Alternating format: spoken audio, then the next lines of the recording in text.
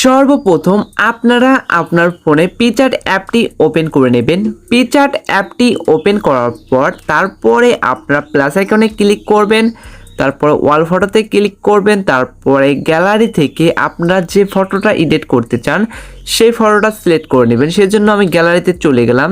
গ্যালারিতে যাওয়ার পর আমার ফটো যেখানে আছে সেখান থেকে আমি আমার ফটোটা সিলেক্ট করে নেব। আপনারাও আপনার পছন্দের ছবিটা সিলেক্ট করে নেবেন।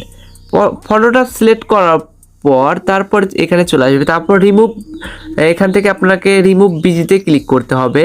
তারপরে রিমুভ বিজিতে ক্লিক করার পর তারপরে আপনাকে এখানে হোয়াইটটা নিতে হবে, তারপর টিকমার্কে ক্লিক করে দিতে হবে।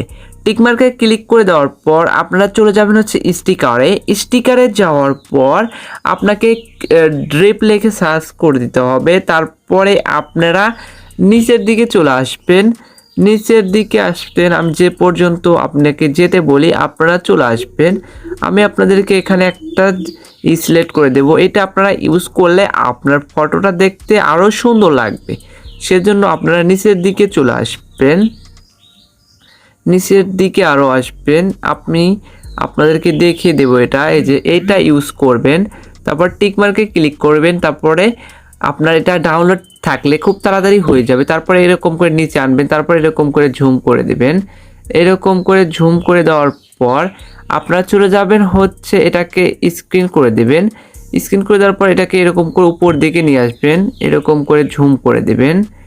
তারপর এটাকে আগে করবেন আপনারা এরকম করে, মানে করে নিয়ে আসবেন। তারপরে এইরকম করে এইখানে বসিয়ে দেবেন। দেখতেই পাচ্ছেন আমার ফটোটা কিন্তু খুব সুন্দরভাবে বসে গিয়েছে।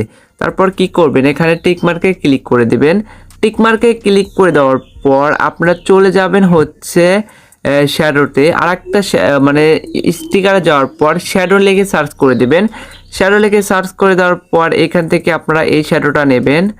এই শ্যাডোটার পুরো ক্লিক করবেন। তারপরে এটাকে চারদিকে একটু আপনার কালো কালো শ্যাডো চলে আসবে। তারপর এটাকেও এরকম করে এখানে বসিয়ে দেবেন। দেখতেই পাচ্ছেন আমার খুব সুন্দরভাবে বসে গিয়েছে। এখন আপনাদের কাজ হচ্ছে চলে যাওয়া হচ্ছে ইফেক্টে চলে যাওয়া। ইফেক্ট আমি খুঁজে নিচ্ছি, ইফেক্টে যাবেন। তারপরে হচ্ছে ওয়েল পেন্টিংয়ে যাবেন। ওয়েল পেন্টিংয়ে যাওয়ার পর অ্যামাউন্টটাকে আপনারা 10 রেখে দেবেন।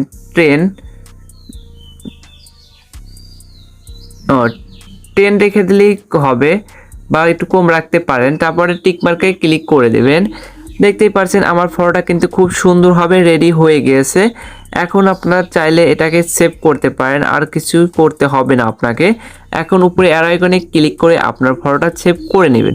আজ এই পর্যন্তই, দেখা হবে পরবর্তী কোনো ভিডিওতে। এই পর্যন্ত ভালো থাকুন, সুস্থ থাকুন, আল্লাহ হাফেজ।